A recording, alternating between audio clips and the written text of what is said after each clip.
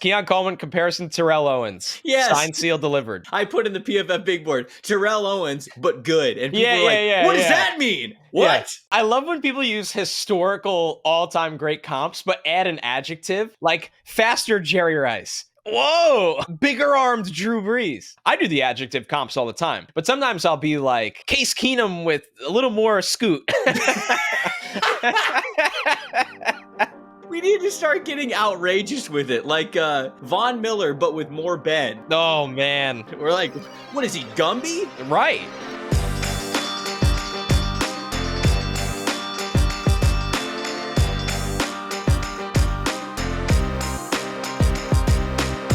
Welcome to the opening bell of the NFL Stock Exchange podcast. I'm Trevor Sikkema. That is Connor Rogers joining you guys on a mid/late edition of the show when it comes to where we are in the week. It can't be back-to-back mock draft shows. You know, as much as we do need to feed the family and we are supporting the Yacht Foundation, we'll leave the mock draft for Monday. We appreciate everybody who watch and listen to that. But we do have another exciting topic here for you, which is post-combine. We're looking at our rankings and what they were before the combine and updating them now with combine results, combine measurements, what we've heard about these guys, what we've seen with these guys. So it's a top 75, new top 75 for me, new top 75 for Connor, and we are going to release it here on the show for you guys. Connor, how you doing, my friend? I'm good, man. It's that time of year. The big board starts to really grow. And if you water the big board, it will blossom, my friend. So here we are, excited. I'm excited to see the differences with us really in that 30 to 50, even 30 to 75 range. You and I haven't talked about actually ranking players in that tier. So, of course, we will start at the top. We'll get to the blue chippers, but we've spoken so much about them that I think it'll just be really interesting to see how we view the day two players of this draft. So I'm excited to see which guys I like. I agree with you completely. You know, those day two guys, second round, third round guys, I'm interested to see where you are compared to me because, like everything on the show, we have not shared our rankings. So I'm going to learn your rankings at the exact time that you're learning mine. But there's also a lot of intrigue at the very top because even though I think we're going to have generally the same players in our top 30, where they are and like who we would take over who is still a debate. Like you're like a guy might be only 2 spots lower for you, but to say like, oh man, you take this guy over these 2 players or vice versa, Right. I think it is going to make for a really good conversation as well. I think so too. I think that's where it gets really interesting is this is kind of an exercise of guys that you're putting your stamp on or you're carrying the flag for players because the reality is no matter how much content you consume and you know how much stuff you read on the top 10, you know where the bread is really buttered is nailing those, you know, like I said, you know, call it 25 to 55 of the draft because we just see so many great players come out of there, and we also see a lot of fool's gold come out of there as well that it doesn't end up unfortunately having long NFL careers. So I'm excited to jump into this, especially after the combine.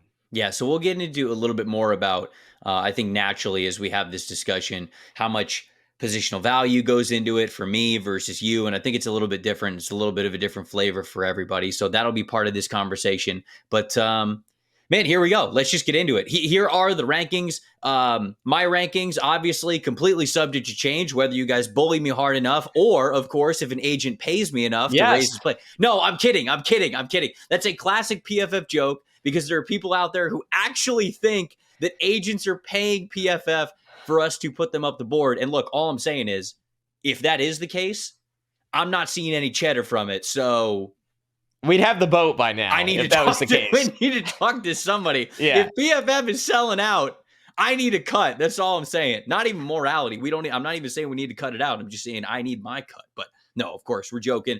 This is from our eyes, if you will. Daniel Jeremiah puts it beautifully when he says the mocks are done with the ears. It's about what you're hearing. Right. Rankings are done with the eyes. It's about what you see as a scout. So you want to go first? You want to kick this off? We'll go 1 through 15. Yeah, we'll do this in increments of 15. That's the beauty of doing a top 75 and being able to do second grade level math, as we figured out. So it did take us a couple minutes before the show. Number 1, this has not changed since my first big board in August. It's Marvin Harrison Jr. Okay. He's special. I mean, I think you guys have heard of him. Number 2, Caleb Williams. I was a little torn at this spot, but it's odd. I loved Caleb over the summer and knew there was some holes in his game. I didn't think he was perfect or Mahomes, as some people would say, but the more and more I go back and watch his tape and everything with him, he is a phenomenal quarterback prospect. 3 is Joe Alt. That's been a rise. I think nice. before the season, I had Fashanu over him. 4 is Malik Neighbors. I mean, Malik Neighbors in any non-Marvin Harrison Jr., Jamar Chase wide receiver class is the number one guy. It's a tough draw for him, but he'll be fine. He'll go top 5. 5 is Brock Bowers. 6 is Drake May. 7 is Olu Fashanu. 8 is Dallas Turner. 9 is Roma Dunze. 10 is Jared Verse. I think if you read that list to somebody, back last summer and you fast forward, it's not shocking. I mean, these are all players that we have talked extensively about since summer scouting. So it's great that these guys lived up to the billing this year. And that could be said about the next guy in Troy Fatnu, who has been a riser for sure. I think he was my top interior player from the summer, and I think this year he showed that he's a tackle, and he tested quite well. 12, Brian Thomas Jr., a massive riser from this year. 13, the same could be said for Taliza Fuaga. 14, Jerzon Johnny Newton, the interior defensive lineman from Illinois. He's kind of been in this spot for 2 years now. Let's go, baby. And then just because he's hurt and didn't test, don't forget we're carrying the flag. We're carrying the flag, baby. That tape is real. And then 15, a guy that, I think it really would have helped him if he was able to test, but he hasn't. And he could move from this spot, but he's still my top defensive back, Cooper DeJean. Okay. All right. So I know Quinyon Mitchell will be very popular in that spot. I get it. I'm high on Quinyon now too. But I'll still roll with DeJean as my top defensive back. So I think obviously we'll get into this a little bit kind of as I do my ranking, but you are higher on the 2 edge rushers just than I am overall. And, okay. and I think that we probably see them a little bit similarly, but I'm curious, do you think the NFL is going to be pretty high on these guys? Because it feels like we're not really talking about them, right? It feels like there's not a ton of talk about Dallas Turner or Jared Verse or Latu, right? And so I wonder, do you feel as though it's still realistic that we could see, I think all 3 of these guys are going top 20, but let's up the ante in here. And let's say, could 2 of these guys, could Verse and Turner actually go in the top 12? Or do you think naturally, just because of how offense pilled it feels like the league is, that we're going to see them a little bit further down? I don't think both can go in the top 12. I think that's an uphill battle for them. And I think, to be honest, it works out if you're a team that needs pass rush help, because think back to the year, right? A couple of years ago, Micah Parsons went, 11? Mm-hmm. And Micah Parsons was awesome. He was a great prospect. It's not like people really missed on him. It's just that draft was an obsessive quarterback draft, an obsessive wide receiver draft. It had offensive tackle talent. Sound familiar? Quarterback, wide receiver, and tackle in the top 10. And he fell. And I'm not saying these guys are Micah Parsons, but they're really damn good. And they're just victims of their draft. So, it is really interesting. It's funny you brought that up. I did New Orleans local radio this week with my buddy Jacob Hester, and he was like, listen, the Saints have 14. He's like, they don't have any shot to get Dallas Turner there, right? Because that's the kind of guy they need in the front 7. I'm like, listen, is it likely? Not necessarily. Yeah, I got a shot. I mean, Atlanta at 8 and the Bears at 9 are the teams you circle, but after that, you're like, sure. At 14, it's just not that crazy in this draft because it's a weird draft. Pulling us, I'm actually taking notes of all of yours because I realized that as you were starting to say it, I didn't have a way to actually record what you were saying. So I pulled up the mock draft simulator and I'm just selecting what a move. Every player. So that's kind of what I'm doing to make sure that I remember so we can actually have these conversations. 2 things, because yes. I didn't go into detail of position in schools for a lot of my top 15 players, because if you're listening to the show, you probably know the names.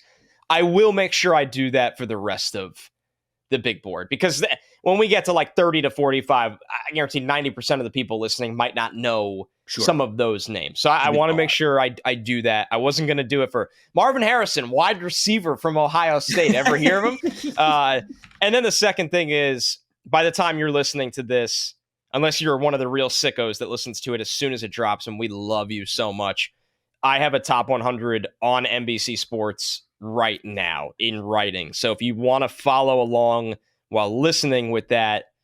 If you're if you're a podcast listener, or if you don't have YouTube open, that's another way to cross check it as well. So something I also wanted to ask you about, you've got Alt as your number 3 player here. Yeah, he was I almost know. number 2. Okay, so obviously you like him a lot. I know that naturally people are going to ask this question in the comments, so I'll just ask it to you now. Where does he rank for you? Particularly, I feel like he would have been offensive 1 or offensive tackle 1 in last year's class. We had Paris Johnson Jr., Darnell Wright, Broderick Jones. I feel as though he would have still been offensive tackle 1 for you in last year's class. But I know you like Dickie Ekwonu a lot, Yep. Evan Neal, and I don't want to get too like revisionist history with Evan Neal. We all liked Evan Neal. The NFL did, the Giants did. Like going into the draft, It he was hasn't a worked. highly sought of prospect. But like him, Charles Cross as well, and you had Icky similar-ish range, like top 5 overall as a player, if I remember correctly. Yeah, Where's this is where where's it's Joe tricky. Alt match up? Alt to me is the best tackle I've evaluated alongside Sewell. Those are the two. There you go. This draft is funny. Like Marvin Harrison Jr., best receiver I've ever evaluated alongside Jamar Chase. Even I don't get carried away like he's the greatest ever or the best since Julio. Same with Alt. I was in love with Sewell, and people will look back. Well, you had Icky as the top player. Yes, that draft didn't even hold a candle to 2021. Right, Yeah, like this class in 2021, really good classes.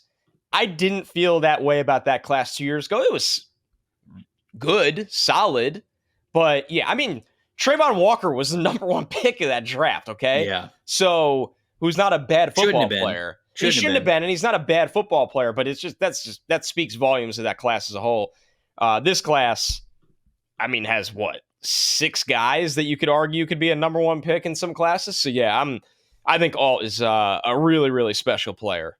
Yeah, and then the only other one is the only other question that I have is that, so with Drake May at 6, I might as well just ask you the question, like, how much does positional importance kind of come into play for you when it comes to a big board? Because some people, it doesn't really at all. They just go, how good are you of a football player? And that can be the big board for you. But other people go, no, I think for a true big board, you're talking about quarterbacks being valued a little bit higher. So just with Drake at 6, is that more of a lack of positional value being built into the big board for you? Or is it you like Drake May, obviously you like him a lot. I don't want to downplay that with him being at 6. You just didn't see him as good as some of the wide receivers that are ahead of him, Joe Alt, all that kinds of stuff. So the big board from summer is just talent, pretty much. I mean, and that's how I had Marv over Caleb in that scenario where that probably wasn't too popular. It's just talent. The big board leading up to the draft, positional value is pretty big. So I factored in positional value and still had him at 6. His traits and some of the things he does, like the throwing over the middle of the field and the big-bodied athleticism, I love. I also recognize boomer bust nature in his game, where the inconsistencies, whether it's the turnovers, whether it's the missed throws, it's a big deal. It's a really, really big deal. So for a while, I thought that gap was closing between him and Caleb, and then when I got through all of their games of both of them, I was like, no, Caleb's a guy in his own tier, and I like Drake May a lot, and I think Drake May has special upside, but I think he also is he has boomer bust potential, which left him at 6. All right, you want my 1 through 15? Yes. Are you doing the mock draft simulator trick? I'm going to now because that's honestly. I was gonna say, to me, I was just like, I was kind of panicking while you were about to read it. I was like, shit, how do I ask him questions on this if I don't have the list in front of me? Look, we tell you, like, this is the most transparent our podcast can possibly be, right? We so much so want to be surprised by each other's rankings, and we want to have genuine reaction that we do it to the detriment of planning our own show out. So here we are. We're doing it live. Okay, so 2 idiots running a mock simulator at all times. There it is. It might be our first T-shirt. We do need to get merch going. We've said that for 2 years. We will. It will happen. Maybe I need to get in on it. We just got to do it. We need a find store. a company. We'll work with them. We need a brick and mortar.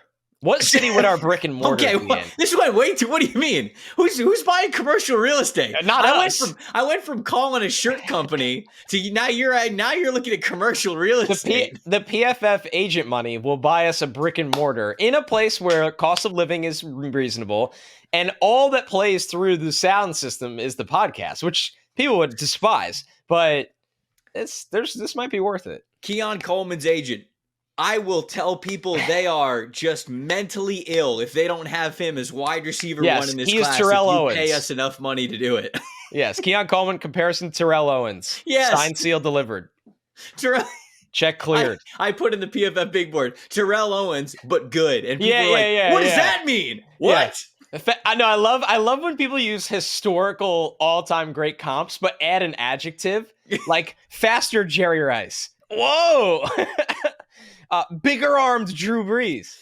Oh, man. Listen, I do feel attacked a little bit, though, because I do think that Marvin Harrison Jr. reminds me of taller Devontae Adams. But I said taller.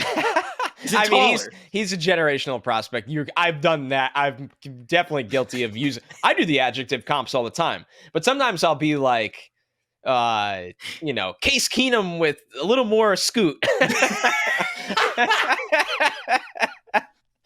Oh man, we need to start getting outrageous with it, like Julio Jones, but athletic, and people go, "Wait, what? Better vert, better." Yeah. Oh, it's great. It's great. Von Miller, but with more bend. Oh man, what is he, Gumby? What right, right. That's what it would have to be. All right. Anyways, okay. Number one on my board, and I do take positional importance into account when I'm building this big board. I got Caleb Williams number one. I've got Marvin Harrison Jr. at number 2. I got Drake May at 3. Malik Neighbors at 4. Joe Alt is 5 for me. So, I asked you the Joe Alt question, but in reality, he's only 2 spots lower for me. I like him a lot as well. Romo Dunze is 6 for me. Brock Bowers is 7. Our boy Cooper DeJean I have at number 8. I'm still planting the flag for it. I mean, when we went through the cornerback episodes, I brought up, it's funny that we talk about greats, but I talked about the Jalen Ramsey type of role. I said type of role, where you could have him in the slot 1 week, outside 1 week, safety another week. Now, obviously, you're not doing that in his rookie season. Everybody calm down. It's not Madden. But I think that's the type of talent that we're talking about here. So I got DeJean at number 8. I got Byron Murphy II from Texas at number 9. I think this dude could be a special interior pass rusher. I got Quinyon Mitchell at number 10. Dude has all the lockdown traits to be a CB1 in the NFL. Our boy Johnny Newton I have at number 11. So I said we were both going to be high on him. Let's freaking go, baby. There we go. Top 12.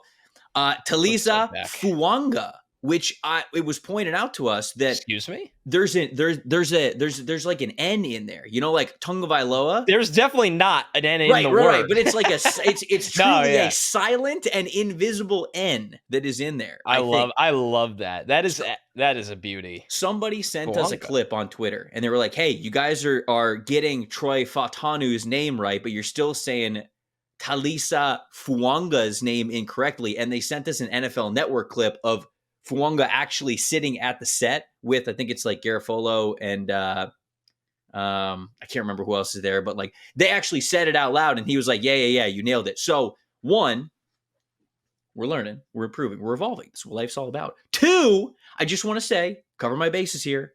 If you look on Oregon State's website, they have a pronunciation guide, and it says Talisa Fuaga. So I just went off of Oregon State's pronunciation, all right? Don't yell at me.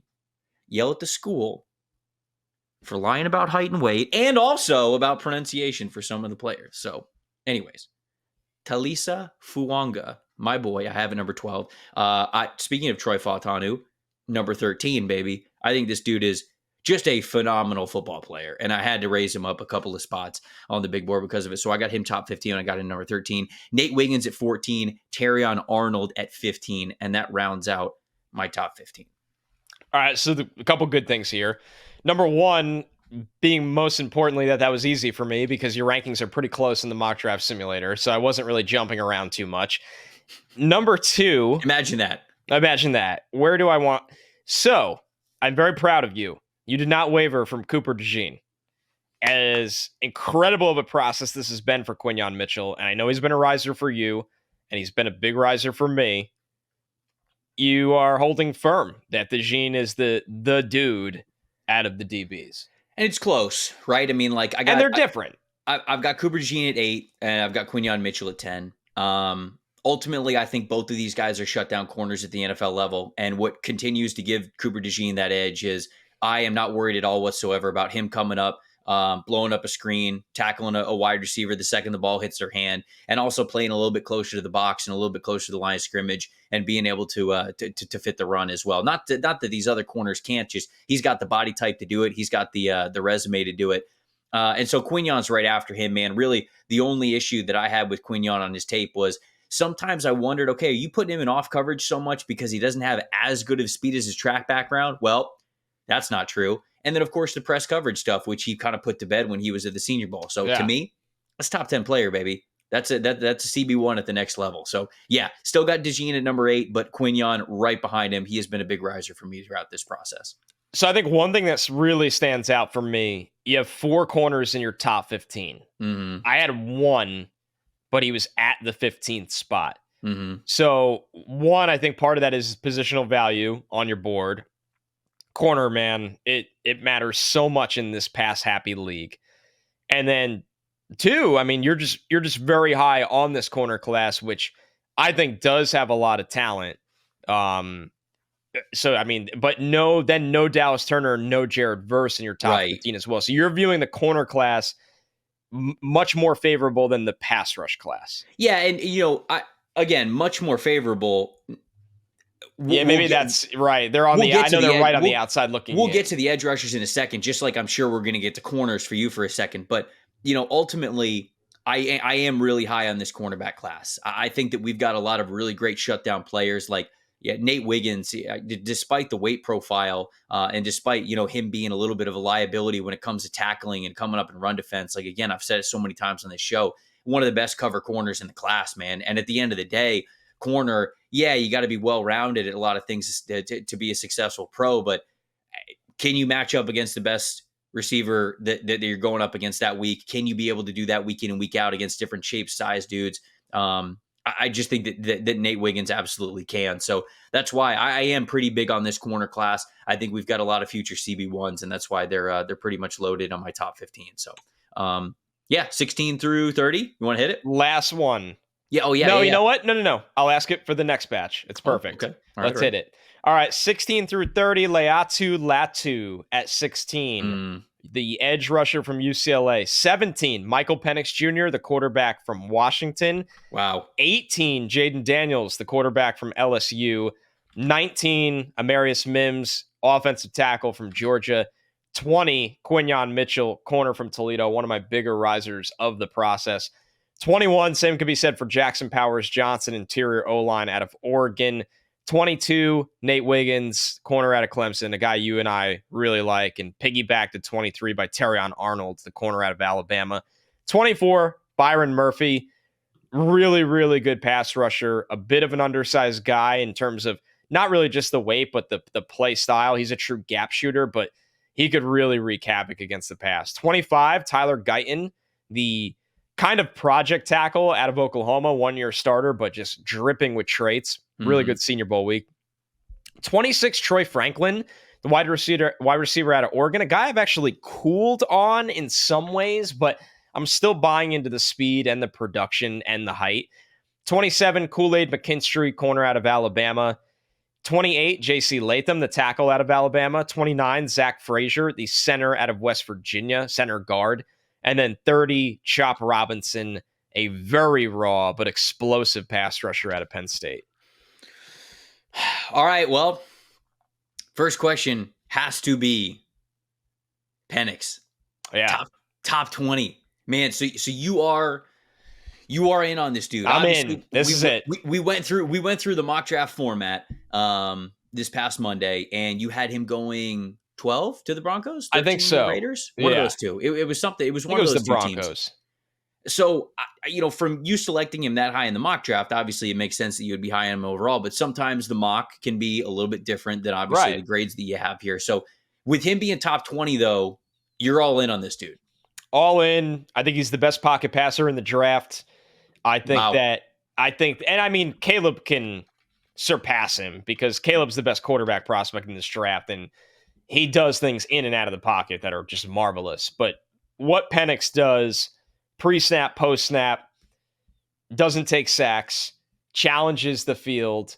I mean, over 40 big-time throws. His numbers throwing outside the numbers in the intermediate range is lethal. I think he's a better athlete than people give him credit for.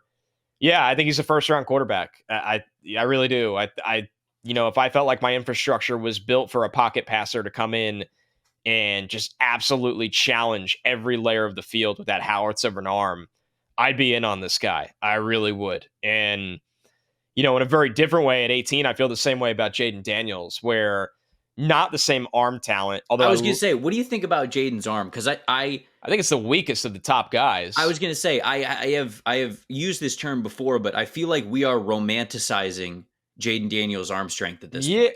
Yeah, I think a lot of people are, which is a little weird. But my synopsis on Jaden is that he maximizes what he has in terms of his arm. Mm-hmm. I love his release. He could throw in very, very muddy areas. I think that he's seeing the field a lot better over the years. Like this year was a big jump for him in a lot of areas.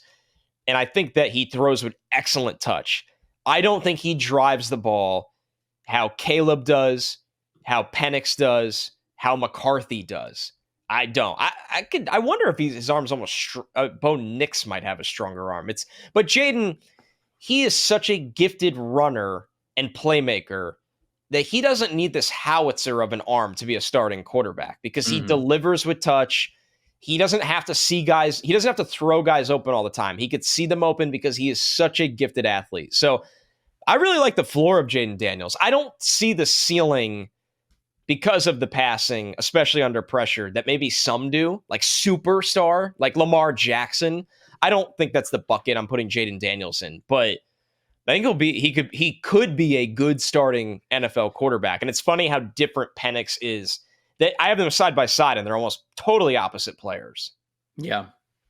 No, and it's often, sometimes people will look at our rankings and they'll be like, oh, you have three wide receivers like back to back to back. Like you couldn't really make a decision on these guys. It's like, no, like they're all very different. So you can see them succeeding in a lot of ways. So we don't Trevor, often.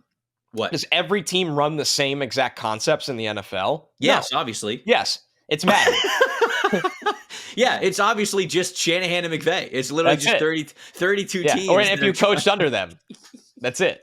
I mean, we're getting to that point. We actually are dangerously. The coaching tree is getting so extensive that it's just going to be a 32-team McVay. And we're going to rename the AFC and the NFC the Shanahan and the McVay, and it's just going to be, like those teams that are matched up against each other. So, any other notes from that section of players? Yeah. Hold on, I'm scrolling back. The one, I'm so proud of you with Laiatu Latu. And that was true. It was a tricky one. It just warms my heart, man. It just really does. The tape's just too good. I mean, and he passed thresholds on the testing, which was our biggest fear. Yep. So like him being at where was he at for you? 16. You're actually higher on him than I am, which again, like I'm just proud of you. Who else was it? Oh, Zach Frazier getting a rep in the top 30, baby. 29. I am not too far behind, but an interior offensive lineman to be in the top 30. I mean, that just speaks to how much you like him. I do. And with Frazier, the pattern of him just it's very translatable. Like the 4-time high school state champion wrestler, the amount of football he's played. I mean, he has put out 4 years of interior offensive line tape at the same program, getting better. And he's a really almost finished product at this point. He is tough as hell. Like there's a DNA with center that is kind of just how the really good ones are. They are built. They are wired the same way. Frazier and Jackson Powers Johnson, who I had at 21, are right in that DNA. And admittedly, there are two guys I got to speak with, so I might have a little bias of like. Yeah, but like that's I actually liked confirming that. I was gonna say like that's not Like it's not like cheating, right? Like No, it was you like, oh, simply you're exactly what I was hoping you for. got to know these guys better, and I think that's often a part of the scouting process that you and I don't get to do. So look, there are a handful of players, in last year's draft. Like I remember I got to sit down and I get to interview Khalil Shakir, and like I love the dude. Like I was like, I love how this dude processes the game. I Right. love his approach to everything. I was a big fan of him going through the process, and so you getting a look into like who these players are, that's not in any way something that you should shy away from. So Yeah, I'm a big fan of both those guys. I think they'll be long-term starting centers, for the foreseeable future. I will say this bracket, 16 to 20, there's a lot of guys in here that could be in the top 15, you but mean 16 to 30, or you mean 16 16? to 30. What did I Yeah, say? okay. 16 to 20. Yeah, well, I'm an idiot. So, Which I mean, like, could have worked. nope, it You could have doesn't. got I away. need the 16 to 30 guys that could have been for top 15 guys, but the bust potential scares me. I Mhm. see Chop Robinson. I have him at 30. I mean, he's just an athlete out there right now. And Kool-Aid, I don't know if he's fast enough for the next level to Yeah, be on an island corner. I think he could press and bail. And yes, Kool-Aid will not be a bad, but like what Kool-Aid was built up to be, maybe right. from last summer. Yeah, JC Latham, I love the way in at the combine. The penalties and some of the bad reps in pass pro at college really, really scare you. I like But Latham the still. run blocking and the strength and the grip strength is tremendous. Troy Franklin, he didn't look comfortable in the combine drills at all. But No, I Franklin, have I dropped him further than you did. yeah, but I mean, you watch the tape, what he did 2 years of Bo Nix, that offense, Franklin's speed is the cog to that offense. Right. So yeah, and obviously Tyler Guyton, the risk with him. Nate Wiggins, we've talked about the risk with him. So a very It's funny because when I do the next 15, it's a lot of guys like I just like the player's floor. Right. No, Right. the next 15 is actually the one that I'm the most excited about. Me But too. let's round out my top 30. So starting at 16, you talk about how there were no edge rushers in my top 15. Dallas Turner is 16. Jared Verse is 17. Olu Fashanu is 18. Jackson Powers Johnson, I got at 19. Oh, wow. Leatu Latu, I have at 20. Tempted to just throw him all the way up into the top 12 just because I love him, but Just make for him now, player number 6. he's better than all. I don't know what to tell you guys. Best non-quarterback in the draft. I'd take him over Marvin Harrison Jr. I have J.C. Latham at 21. I have Jaden Daniels at 22. Amarius Mims at 23. Graham Barton, my boy, at 24. Tyler Nubin, first safety, Ooh, I hello. got here at 25. Peyton Wilson, first linebacker, I got at 26. Good football players. Brian Thomas Jr. I have at 27. So I am lower on Brian Thomas Jr. than you are. I got JJ McCarthy at 28. I got Tyler Guyton at 29. And the guy that I feel like I've caped for since summer scouting, we got AD Mitchell in the top 30, baby. I got AD Mitchell at number 30 here. Okay. A couple things here. One, I like that you have Mitchell in there. He's going to go in the first round. I don't have him in the top 30, but Mitchell could go in the top 20 from what I've heard. Look, I see the same thing that other people do. I see that sometimes, he's just not as dominant as he is on other reps, but size, speed. I just don't care at this point. I just don't. I'd take him at the back end of the first round. The Chiefs at 32, the Bills at 28, the Houston Texans at 23. Like I would draft this dude. It's fine. The good is too hard to pass up. And if you obviously get him to where you're seeing the good even more consistently than you do now, you're talking about a wide receiver 1 type of a dude. All right. So what scares you with Brian Thomas Jr.? So with Brian Thomas Jr., I still like, and funny enough, excuse me, I was just having this conversation the other day with Sam Monson, who was like leading the charge for the I don't like Brian Thomas Jr. campaign. And I'm like, okay, you're going too far now. Doesn't like him? Well, yeah, I think he said he wouldn't have Brian Thomas Jr. in his top 10 wide receivers. And that's too much for me. That's too much for me. Now, look. Yeah, these things happen. Like some players don't hit, so you can't be like, that's nuts. It's true, and I think he's really holding his ground this year, which I understand because he watched Quentin Johnston last year, and Sam. I remember Sam telling me he's like, I don't think this guy's good, and I was like, no, like he is. Like there's just some inconsistencies, and obviously the inconsistencies became the consistency with him, but. He is very much like, I told you I didn't like this guy. He's not good, like all that. So it makes sense why he's kind of guns blazing. He's also played in the NFL for 1 year on a team that was an absolute dumpster No, fire. I know. I didn't like Quentin Johnston like that, but I did. Yeah, no, He's just going to be. I can understand why he was, like I said, sticking to his guns a little bit more with not like Brian Thomas Jr. But I'm lower on him. Same exact player as Quentin Johnston. I see. I see the vertical ability with Brian Thomas Jr., obviously coming from that LSU offense, really explosive player. Again, the Bills at 28, the Chiefs at 32, the Houston Texans at 23. The same teams that I named for A.D. Mitchell would all be interested and should all be interested in Brian Thomas Jr. I wonder if he will become that well-rounded receiver who can give you everything from the route tree, who can really diversify things beyond just a vertical stem. Can he be an in-breaking route type of a player? Can he give you a hard cut and an out route to the sideline? Like, does he have that sort of lateral ability to him? Because he's got the athletic ability there. If you tell me that he's going to become more nuanced of a total package route runner, then yeah, we're talking about a special dude, probably a top 20 guy, given how fast he is for his size. So for me, it's just a little bit more hesitancy of, there are still things that I didn't see with him when it came to route running. And I just feel as though that's the big area where it's like, okay, I like this dude. He's a first round wide receiver, but that's kind of where I'm at with Brian Thomas Jr. Totally. And you saw him in the top 30, which is very high praise for any wide receiver in the draft. Right. So I mean, listen, it's not crazy in the slightest. All right, last one. And I wanted to ask you this in the last one, but it's ideal to wait.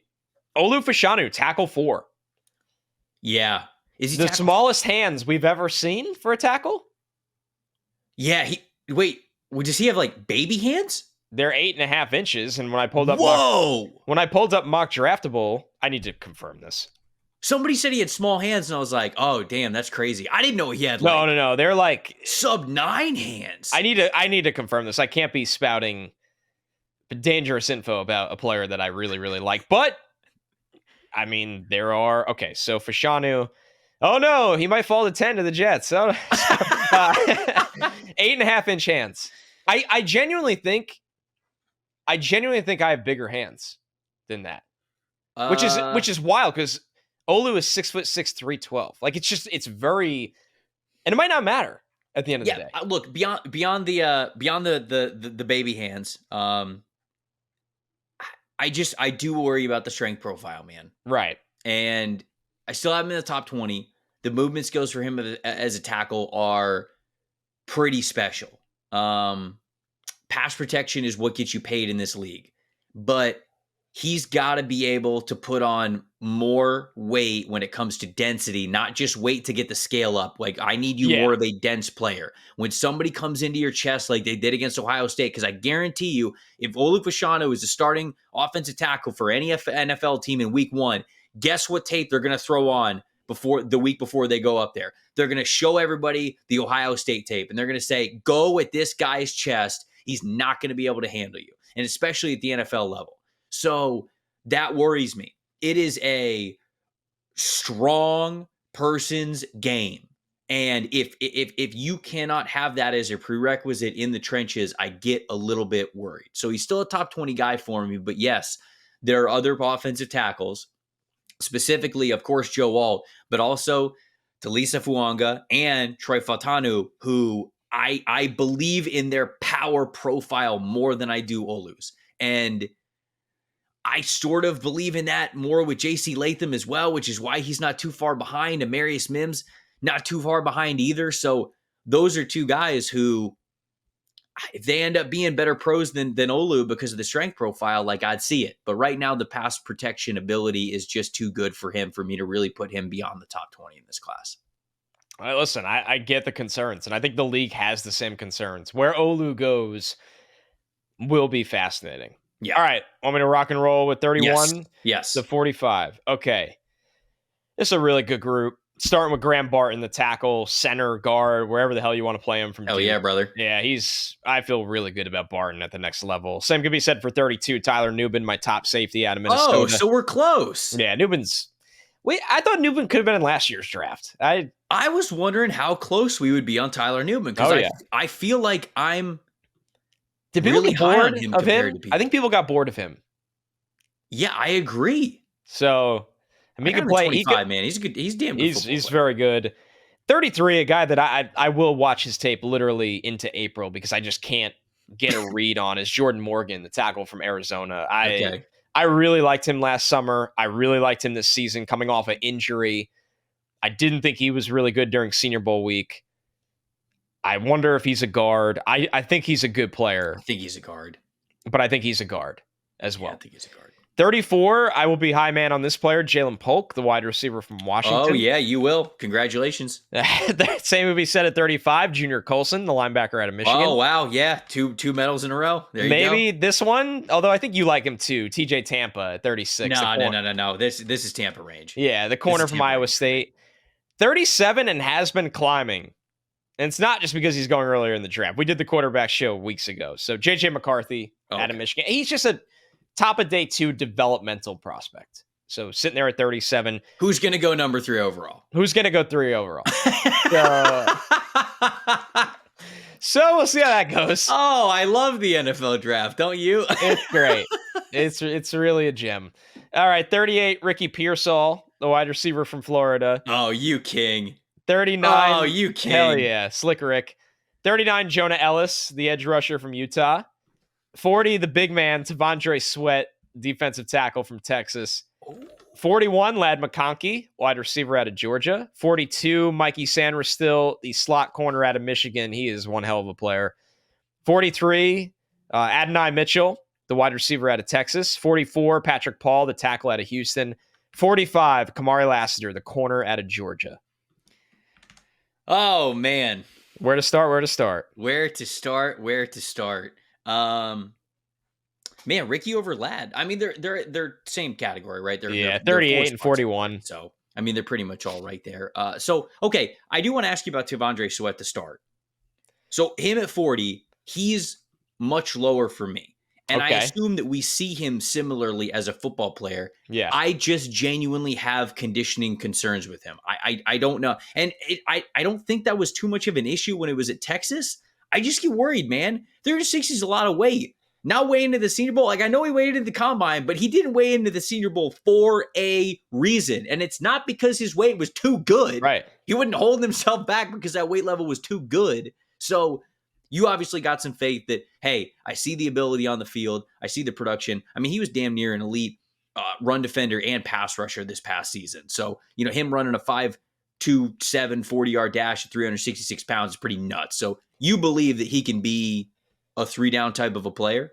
No, I think he's a rotational D tackle, but right. he's so damn good at that role.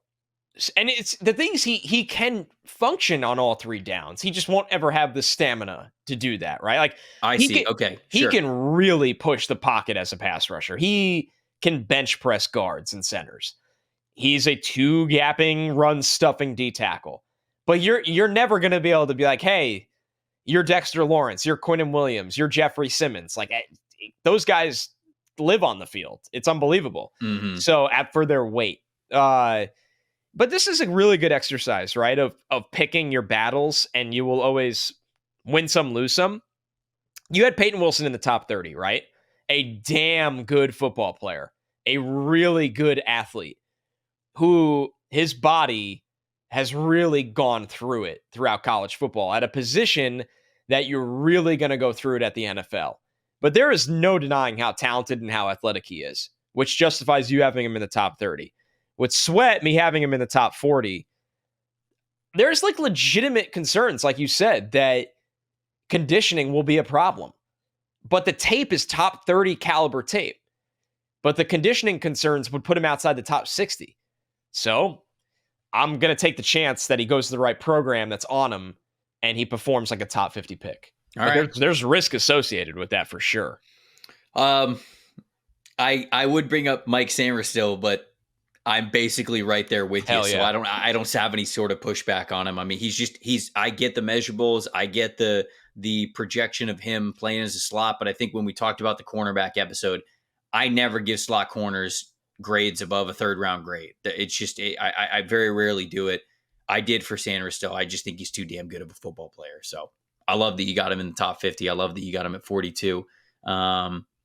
So okay, let's talk about Jalen Polk, right? You talked Right. about winning the award for highest on Jalen Polk in this draft season, and I think that you will be.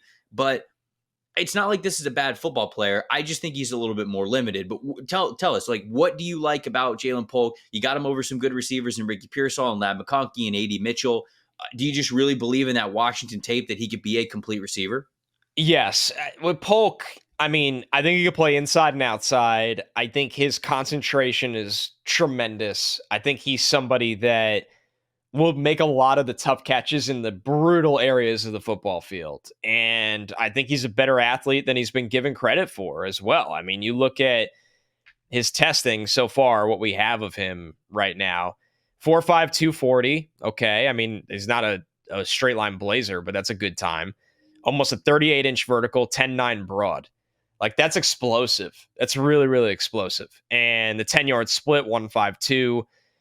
Polk, to me, understands spacing. It's a little bit of the Amon-Ra conversation, right? And I was not high enough on Amon-Ra St. Brown. Let me be Well, so totally honest. clearly, most people were not. Most people were not, including the NFL. Including the NFL, because he got drafted in the fourth round. So Yeah. Polk does those things that you can't quantify with athletic testing, which, once again, he was fine testing, or in a box score. You just watch the tape of him and you're like, damn, he does a lot of the shit that most guys are too afraid to. His energy, by the way, is infectious, incredible energy. I just think there's a value to him that is very hard to see without just grinding on the tape and talking to people in that program, and another guy I got to talk to as well. But I felt this way before I even talked to him. And I think he's just kind of built different, honestly, at the position. Love a guy who's built different. Hashtag. When you could start the sentence with "he's built different." All right, I think I do want to ask you about Junior Colson, but I think we're going to have a larger conversation about just the linebacker class in general as we get through the top 75. So I'll roll on with my next few guys if you're good with that. Yeah. All right, so 31 for me, Zach Frazier. So I talked about Zach Frazier obviously being high for you. He was 20. I think he was like 20. What was he? 29 for you or something? Yeah. And I was like, oh, you got a top 30. I have him 31. So we had the funniest thing at 76 that we'll conclude the pod with. Well, I made a change right before. That's how we get to conclude the pod. So okay, all right. So I got Zach Frazier at 31. I got Lab McConkey at 32. I have Bo Nix at 33. I'm a Bo Nix believer. I get it. This is the flag that I carry. Get Kool-Aid McKinstry at 34. Get TJ Tampa at 35. So I said we were in similar ranges with TJ. Literally. Tampa. Yeah. Wait, is he 35 for you as well? 36, I think, for me. All right, there we go. I have Mike Samerstill at 36. I have Chris Braswell at 37. Kamari Lassiter at 38. Another edge rusher in Adiza Isaac at 39. Braden Fisk, the interior defensive lineman from Florida State, the combine monster. I got him at 40. Troy Franklin comes in at 41 now for me. Jordan Morgan is 42. Ennis Rakestraw Jr., who I just can't quit, at 43. Chop Robinson is 44 for me. And then Darius Robinson from Missouri is 45. Okay, I want to catch up on this. All right, so I want to start with, honestly, Braswell. Uh-huh. A lot of players in here, yeah, I mean, this, not a big surprise. Braswell, my gripe with Braswell is he's, to me, a power rusher, but he doesn't play with that power against the run, and his pass rush package isn't that diverse, and he's going to be in my top 75, so it's not that he won't be. He's actually coming up very shortly, but he's a tricky guy to figure out for me. I'm torn on Braswell because the raw tape grade says that he should probably be lower than this, but there are flashes and reps from him where I watched this dude explode off the ball as a Yes. former 5-star athlete in an Alabama program that Nick Saban even said himself, like, look, it took Braswell a little bit to get on the field. One, because Will Anderson was in front of him and Dallas Turner was on the other side. Two, we were teaching this guy to go from a 4-3 defensive end, lose a little bit of weight, drop back into coverage. And until he really learned coverage assignments, we didn't get him on the field a ton. So I think that's why we have some lack of reps, lack of production.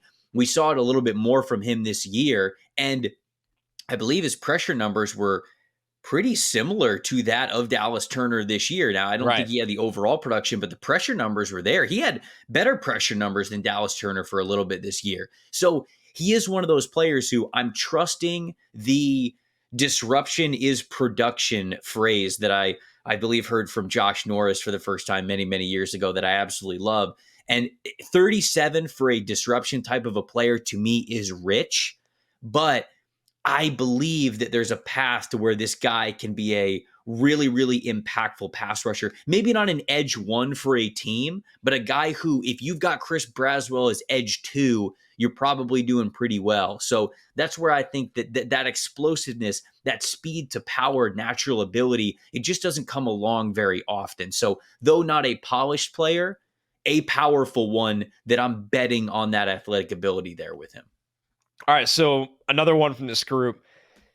Adiza Isaac's combine broke my heart. Broke my heart. I mean, this is a dude that I think he plays fast. Yeah. I think the whole point of him is that he has really good length too. So I don't want to just call him a speed rusher, but he's a speed rusher. And his testing was just left a lot to be desired where I have to go back again and see, did he just have a bad combine or was I overvaluing the athlete he is on the field? Yeah, so the reason why I'm still pretty high on him is because I actually don't think that his grade for me is predicated that much on athleticism. Like I think he is a good athlete. He's but a very smart player. clearly, he is a smart player, and I think he's a strong player. So I think that he wins in ways that aren't purely athletic. Now, I also think he's more athletic than his combine testing showed. Like I think so that was too. just a bad day from him. I really do. So I am still much higher on Adiza Isaac because I didn't think, oh, wow, he's not an athlete. That means a lot of the good that I saw on his tape is no longer there. I don't feel that way. I just think he is a really smart edge prospect.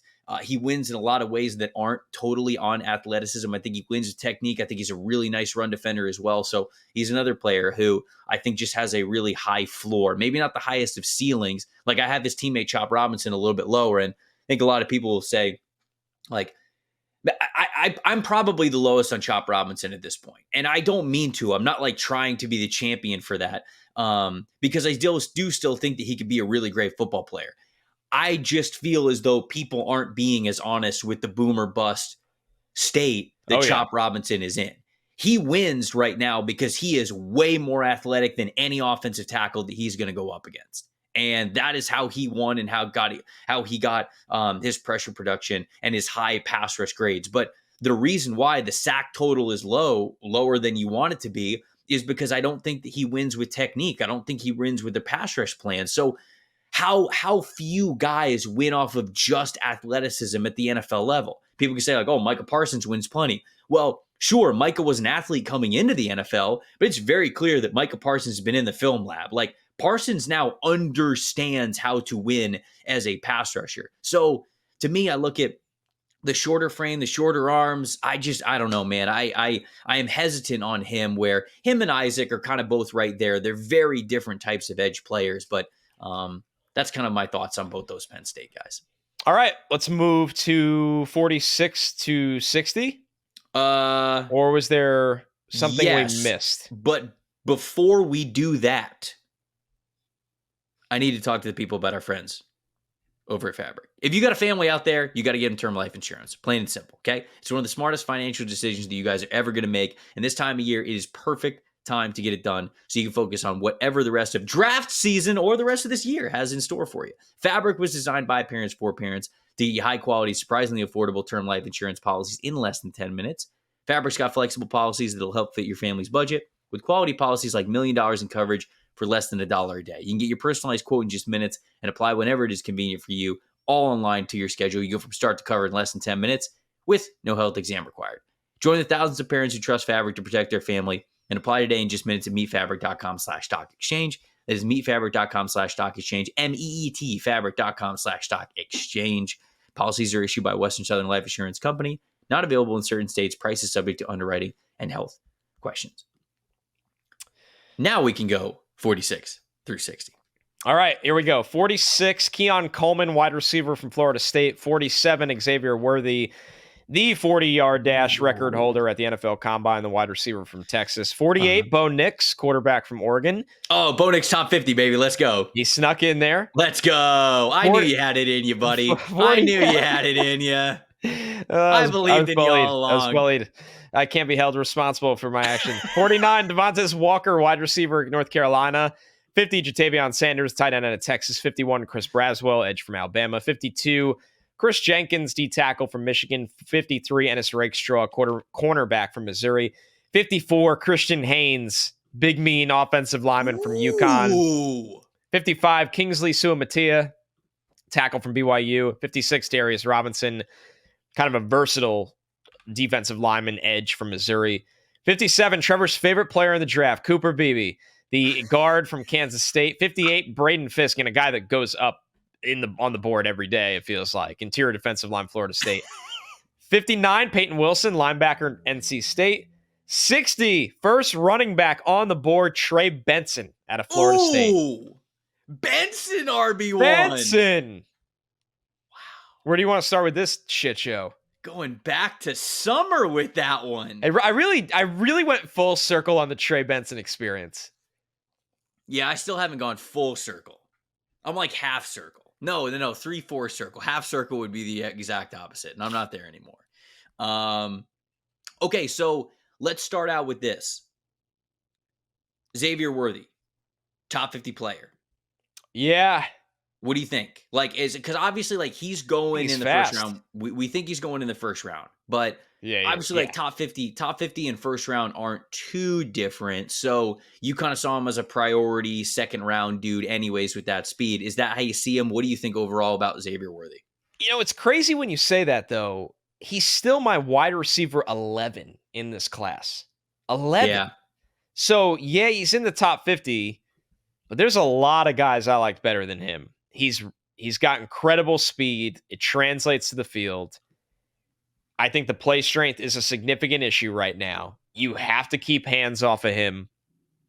He is a lighter guy, but he could track the deep ball. He's got the double move with the shoulder fakes. It's just he plays so fast, Trevor. Mm-hmm. There's focus drops. I always worry about that weight when you can get bumped around in the NFL level. But he's one of those guys where, you know, if he goes to the right team, whether that's a Buffalo, whether that's a Kansas City, a team that can drive the ball down the field, I don't think he's this level of player, but can you see the utilization like Deshaun Jackson? Yeah, there's a world where you can. Well, I mean, where Xavier Worthy is not going to be asked to do traditional number one wide receiver things, but the speed with the ball over the top matters, and the speed without the ball, having to dedicate players to him because of his speed, opening up lighter boxes.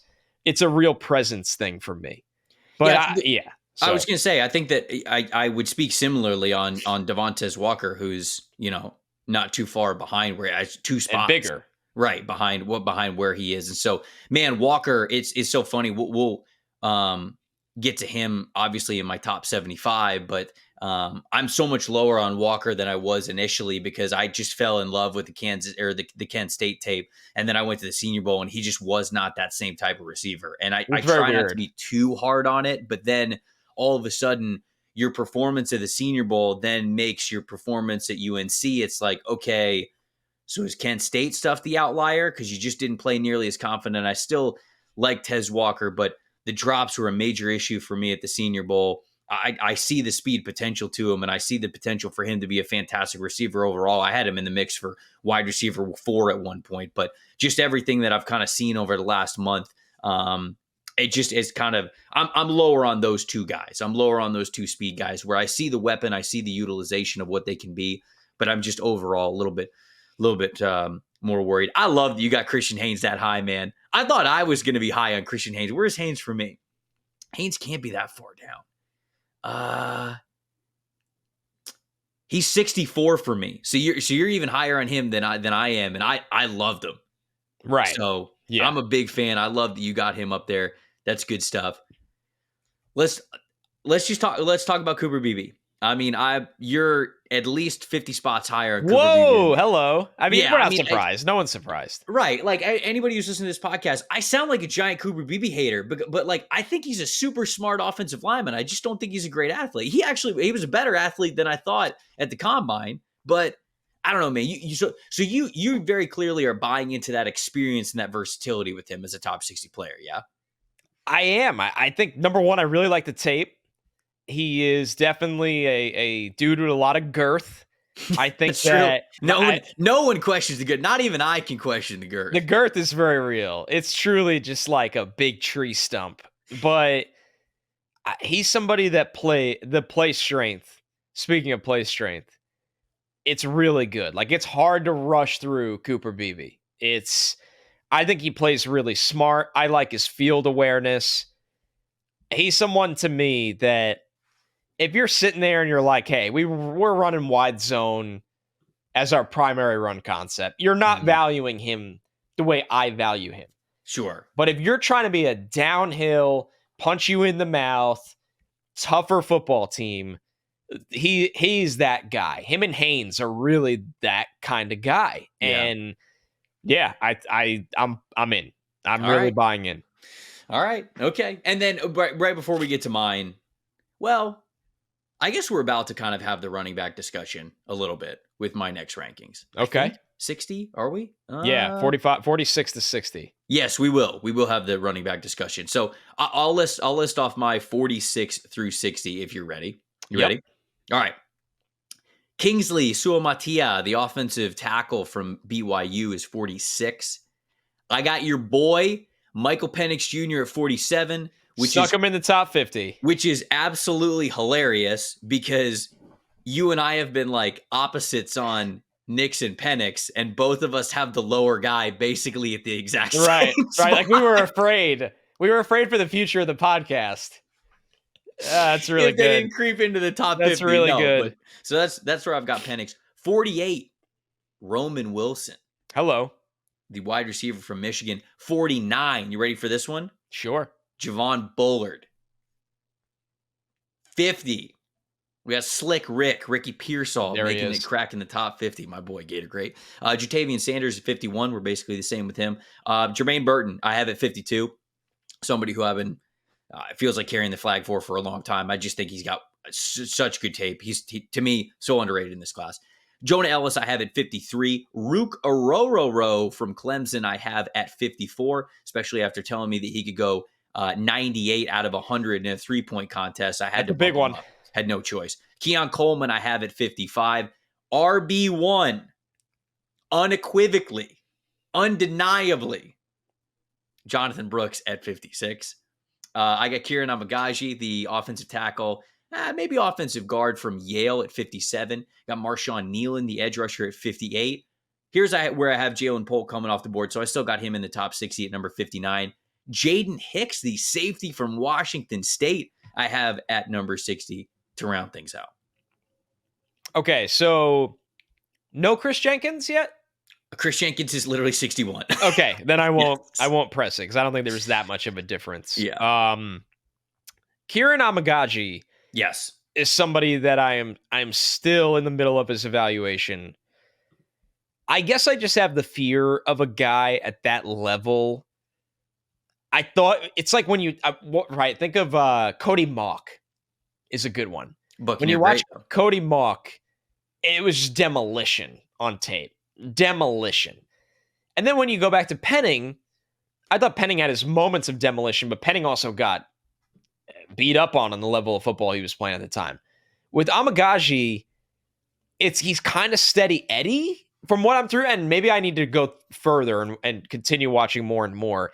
I just don't see the dominance at that level that I had expected. I think he's good. Man, I did. You did see the dominance? I did. And that's obviously why I got him in my top 60 is because I will keep going. Because I agree with you 100%. Like, if you've got guys who are going up against lower level competition, Dominate. you better dominate it, or you're not going to at the NFL level. And so when I saw him, I was very quickly, maybe it was just kind of the tape that I was watching. Maybe it was a game that I saw early on. And it was like, all right, well, you're just going to absolutely bulldoze a lot of these people that you had around him. But I thought he was a fluid mover for his size. I like what he was able to do at tackle. I like his flexibility to be able to play guard as well, like you mentioned with Cody Mock, as some guy who played tackle at North Dakota State, kicks inside for his home there. I mean, same with Ali Marpet as well, guy who played at Hobart, played left tackle there, played interior offensive line for the Buccaneers. And so I feel as though Kieran Amagaji has that same type of potential as guys like that who could really find a home on the interior and be a really, really good football player. All right, one more in this group. I think we both see him the same. You have Kingsley Suamataia at 46, I believe. Yes. I had him at 55.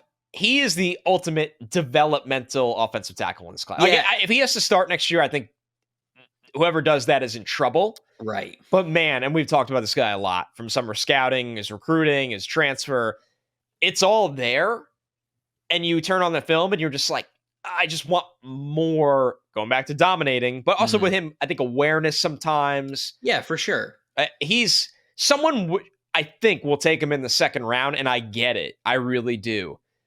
But he is someone that definitely needs a lot of refinement in every aspect of his game. I don't think he gets out of the second round. Yeah, he's just too gifted, right? Right. I completely agree with you. Former 5-star dude, and you just see the movement skills very, very quickly within his tape. Now, I've described him this way for a little bit now. He's more of a pusher than he is a blocker. Like I said, the same thing about Tyler Guyton, right? He's somebody who in pass protection, he's just trying to shove you as hard and as far as he can, where, I mean, what I really want to see from you sometimes is get the hands inside, latch on, and don't let go. Like, give me a little bit of Graham Barton, like, let's see the grip strength. Yep. Don't let these guys get off the block as easily as they do, because as long as you leave edge rushers free, they can always counter you. They can always break your wrists, and they can always break where your hands are. And so they can get by you if that's the case. So I want to see more attentiveness to maintaining blocks from him. But I watched him recently for the draft guide, and I thought I was going to like him less. And I came away just thinking, yeah, this guy's going to be a second round pick. I mean, he moves way too well for an offensive tackle to not be some sort of an early to mid day two selection. So, yeah, I'm surprised I didn't get a question from you about like Javon Bullard being at 49. No, because okay, so yeah, you are higher on him. Bullard. Do you have him top 75? Yeah, he's 75. Oh, okay. All right. Yeah. Okay, so I'll tell you what my concerns are with Bullard, why I didn't have him as high as you, but why I like him. Mm-hmm. I don't think he's as fluid as you want at the position. Mm-hmm. But man, he's really smart. He almost makes up for the lack of twitch and fluidity with just knowing anticipation, baby. He anticipates. He anticipates. He really does. And what was his time? Wasn't his time like pretty damn good? I think he tested okay. I was just talking about tape. Yeah, he ran a 4.47. Oh no, I'm not worried about straight line speed. I'm talking about that like fluidity over like the lateral agility. I see. Which ironically he did not do a 3-cone or whatever. I mean, yeah. Nobody does. It's a lost art. You're right. To be fair to him, McCarthy. Except for McCarthy. Nobody does. Did you see McCarthy ran the 3-cone? I did not. So how about this? McCarthy not only ran the 3-cone out of nowhere because he did nothing else. He just did the 3-cone. Right. He came in at 219. I didn't expect him to do anything. He ran the 5th fastest 3-cone of any player at the combine. What is like Michigan in the 3-cone? He ran like a 6.82. Wow. Stupid. And that's why, and that's why he's going 3 overall, And that's why he's going 3 overall. That is crazy. All right, give me your 61 through 75. Let's round it out here, brother. All right, let's close it out. Braylon Trice at 61. Oh, wait, hold on. I didn't have it pulled up. All right. Now we're good. We're good. Pass rusher from Washington. 62. You had this guy in your last batch. Roman Wilson, the wide receiver from Michigan. Yep. 63, Adiza Isaac. edge from Penn State. All right. 64, Xavier Legette, the wide receiver from South Carolina. 65, Braylon Allen, the running back out of Wisconsin. Oh, whoa, okay. 66, Edgerrin Cooper, linebacker, Texas A&M. 67, Dominic Pooney, technically going to be a guard from Kansas. Marshawn, you moonlighted tackle. Yeah. You feeling a tackle a little bit. Yeah. Marshawn Nealon, 68, pass rusher from Western Michigan, a sturdy edge. 69, Jonathan Brooks, coming off the torn ACL, but really, really good tape, running back out of Texas. 70, Malachi Corley, wide receiver, Western Kentucky. 71, Brandon Dorless, kind of a chess piece D-line up from Oregon. 72, how about Max Melton? The corner, oh, my boy. The corner out of Rutgers. Let's go. He put on a show at the Combine. Let's go, baby. I'm so proud of you. I was really glad to have a Rutgers guy. I'm so proud of you. In that 40 and a half I mean, I'm a coward, but I'm proud of you. Thank you for doing what you needed to do here on this podcast. Melton had a big combine, but I think Melton's tape is really good, too. And I think his versatility is really good. Hey, he was my CB5 going into the year. Summer scouting listeners, they remember. There we go. They remember. 73, Ruka Rororo. Okay. D-line from Clemson. 74, guy in the men, Zach Zinner, the offensive lineman from Michigan. All right. 75, your boy Javon Bullard, safety out of Georgia. And why we were laughing, actually, I will not give it away. I'll let you read yours, and then we'll get into that. Yeah, what do you think? We'll talk running backs. Actually, I kind of want to talk running backs now. Okay. I feel like that's the talk of what we got here. Okay, so can I read mine? I'll read mine, and then I think we should have the running back conversation after that because I got a couple of running backs in here. You ready for it? Let's rock and roll. All right, so I got Chris Jenkins Jr. at 61. This felt low for Chris Jenkins Jr., but I just like a lot of football players in this class. Yeah, he didn't rush the passer again, so that's... Yeah.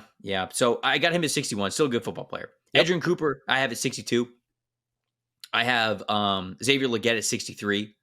Christian Haynes, the interior offensive lineman from UConn, I got him at 64. How about this? Jalen McMillan. Okay. I got McMillan at 65. Slept on football player, man. I just think that when healthy, they still got this guy involved heavily, despite having Rome Odunze and Jalen Polk on the team. And I think that speaks volumes to how good Jalen McMillan is. So I got him at 65. Junior Colson, your boy, I got him at 66. I got Kyrie Jackson, the corner from Oregon, at 67. Xavier Worthy at 68. Braylon Trice at 69. Spencer Rattler, QB1 himself, at 70. Jalen Wright, the running back from Tennessee, I have at 71. Tez Walker, I got at 72. Brandon Dorless, I got 73. Tavondre Sweat at 74. And the reason why we were laughing, because I found a spot for him, baby. Blake Corum at 75. Gotta have it. Gotta have it. I've met 76, and that was the joke. The inside joke is that Connor, right before we were going through the podcast, I was looking over my big board for the final time before we started record, and I said to him, I was like, I want to get Blake Corum in the top 75. And Connor immediately was like, yeah, me too. I was like, where do you have him? He's like 76, and I was like, I also have him 76. Unreal. And I ended up moving somebody down. I had Michael Pratt in my top 75, but I actually moved Michael Pratt out of the top 75 because I think he's just a little bit outside of it. So we got Blake Corum in there. So, okay, the reason why I wanted to rattle off my guys is because your running back group, we see it kind of valued the same, but I have Jonathan Brooks as RB1, Jalen Wright is RB2, and Blake Corum is RB3, sort of towards the tail end of this top 75 from 50 to 75. You had Trey Benson, Braylon Allen. Wasn't there another one? And then Jonathan Brooks, and then Blake Corum would be next, right? Blake Corum would be next, followed by Jalen Wright at 78 right after him. Okay. And then Tyrone Tracy at 81. Whoa, I like Tracy though, so I like to call out. That's good. So, all right, let's talk to me about Benson. Talk to me about Braylon Allen. Everybody seems to love to talk about running backs. So, with those guys as 1 and 2 for you, what do you think about him? Benson is a guy that you love the contact balance to go with the speed. True athlete, for sure. True athlete. He's got pro size. He's really well built. Really well built. I mean, clearly puts in the time in the weight room. He's got good feet. Defenders bounce off this guy. He can run angry at the second level. He can run elusive at the second level. I told him this. I was like, dude, my favorite thing about you has nothing to do with how fast you are, how well built you are, all those, great things. He's the king of, I got nothing here. I'm going to find 3 yards. I'm going to find 3 yards when I'm hit at the line of scrimmage. And I think that is a trait, a translatable skill that is very, very underappreciated. I think that he's got a lot more in the pass game than what he's been able to show. And his awareness of needing to continue to get reps in pass pro is really, really high. So I like Benson a lot. I feel really good about his floor. Braylon Allen is the total opposite. This is a total projection. This is a dude that enrolled early at Wisconsin. He was getting carries as a 17-year-old. I think he's going to play his entire rookie season as a 20-year-old. Yes. Yeah, dude. He turned 20 at the end of January. He's really young. So 240 pounds. He's really does not have much in the pass game right now, and that stinks. I think he can get a lot better. He's clearly got the body for pass pro because he's the size. He's bigger than most linebackers now. But man, that downhill bruising running, when you get the train rolling down the tracks of Braylon Allen, I mean, these are the big, scary running backs of football. Dudes are not going to tackle this guy. He's going to run through your face. He's not Derrick Henry. Nobody is. Right, not quite. But man, he's scary. Like, he's really, really scary at that size, what he could do to you. And he doesn't look like a Goliath. He plays like it. So that's a projection pick for me. He's got a bit of a ways to go, but I like the upside. And then, I'll kind of let you get into Brooks, who I had right after them, but I know you really like him. Yeah, Brooks very clearly to me is RB1 in this class. And I don't mean that as any shade to Benson or Allen or any of the guys that you ranked high, because I think a lot of people in this industry are going to have a big clump of this running back class. They just don't know exactly how to sort it. I didn't really have an issue sorting it out with Brooks as my RB1. To me, he has a combination of everything. And without the ACL tear, I think he would be consensus RB1. Now, there's something to throw in there with him coming off of the ACL tear, but we've seen guys, even at the running back position, come back strong from that. So I feel like that is well within reason, especially if he goes to a team now. He's not getting drafted in the top 50, we don't think. So he goes to a team and he's able to kind of ease into this work in his rookie year. I keep liking the landing spot of the Packers for him to play behind Aaron Jones, a situation like that. But the vision's nice. The footwork is, the one-cut ability, the contact balance, the forced missed tackles per attempt, the yards after contact, like all that stuff is there. I think he's got the size to be able to hold up in pass protection. He's got some nice receiving ability as well. And he only has 1 year as a starter. So he's a young player, but he doesn't have a lot of tread on the tires. I think Jonathan Brooks, really fully healthy version of him, has everything that you want from the running back position. And then my RB2, Jalen Wright, legit home run ability. Insane broad jump. So you saw that athletic explosiveness right there from him at the combine. Really nice 40-yard dash as well. He's one of the few true home run hitters that we have in this draft. And the reason why I like him more than, like, say, a Trey Benson is because I like his vision a little bit better, even though I think both of those guys are trying to learn what it's like, not just out athleting everybody. But what I really like about Wright, best pass protection tape in the class of any of these backs. He's got the size. He's got the power to do it. Love his potential as a third down back, as a receiver and a pass protector out of the backfield. I can see a place where he gets work early on because of that, and then molds into potentially a starting role for a team. And then Blake Corum, I mean, we're both pretty much exactly the same on Blake Corum.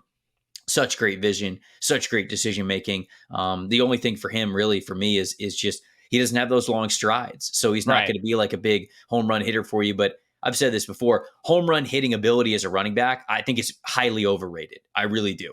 I think that people think about, you got to give me the guy that could take a one carry 60 yards to the house. Sure. How often does it happen at the NFL level? Never.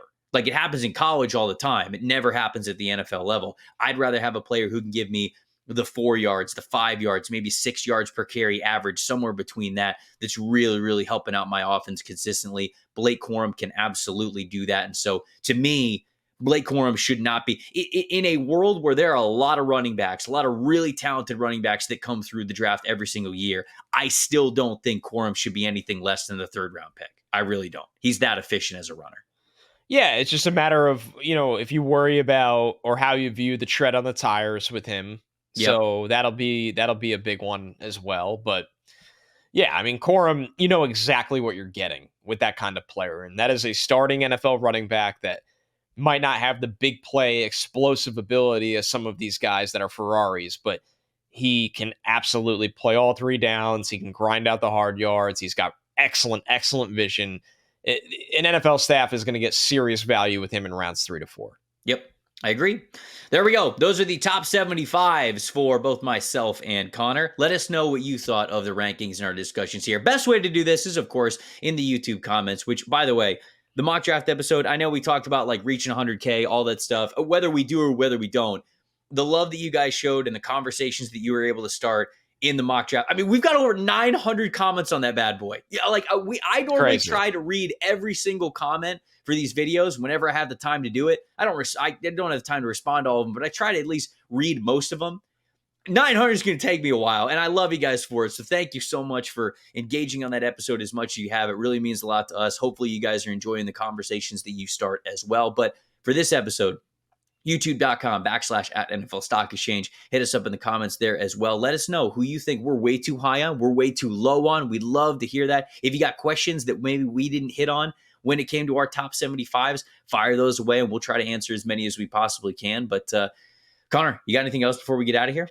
Great exercise. It's really fun to see, how we kind of stack these middle round players that are so pivotal to this draft class in a really, really good draft. And like I said, if you want to see a top 100, it's probably on NBCSports.com as you're listening to this, or will be very shortly. Trevor, I know your board's going to get way, way bigger, especially for the mock draft machine. Yes. So this will not be the last time we talk big boards and rankings, but definitely the right time as we kind of get ready for Pro Day season. Oh, I'm excited about that too. We're going to have a fun schedule for you guys between now and when the draft begins. We know y'all loved the guest mock draft format that we had last year. We're going to start planning that bad boy out. If there's somebody that we linked up with last year that you want to see again, or somebody that we weren't able to link up with last year that you would love to see us do that exercise with, where the two of us go through a mock draft with a guest, we love doing that. That was a lot of fun. It was a lot of fun to do here on this channel and to kind of hear from you guys as we got those guests in. So if there's somebody that you want to see on the show in that type of a format, let us know. Again, you can comment that and we'll be able to check it out. I'm Trevor Sikkema. That is Connor Rogers. Thank you guys so much for watching and listening to the NFL Stock Exchange podcast. We will see you guys next week.